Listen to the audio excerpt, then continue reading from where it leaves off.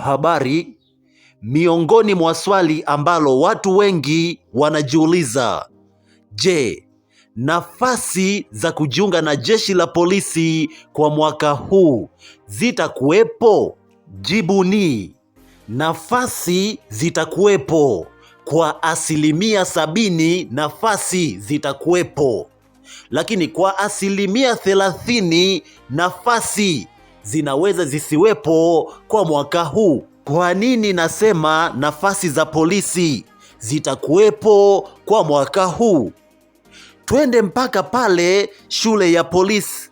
Sasa hivi karibuni kuna majengo yanajengwa, mfano nyumba za wakufunzi, lakini kuna mabweni ya wanafunzi yanajengwa. Kwa hiyo ishara hii nafasi za polisi zinaweza kuwepo mwaka huu, lakini hizo 30% za uwezekano wa ajira za polisi kutokuwepo kwa mwaka huu nitazichambua kwa hoja zifuatazo. Hoja namba 1 ni mahitaji ya serikali.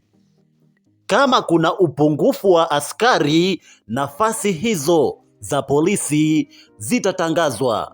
Lakini kama hakuna uhitaji, nafasi hizo kwa mwaka huu zinaweza zisitangazwe. Na hoja ya mwisho ni budget ya serikali.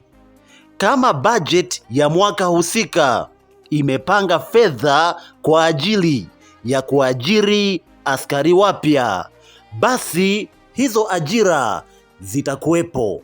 Lakini kama budget ya serikali ya mwaka husika haijapanga kwa ajili ya kuajiri askari wapya, basi kwa mwaka huu ajira hizo za jeshi la polisi zinaweza zisiwepo. Na hoja ya kufunga kabisa ni maamuzi ya uongozi wa polisi.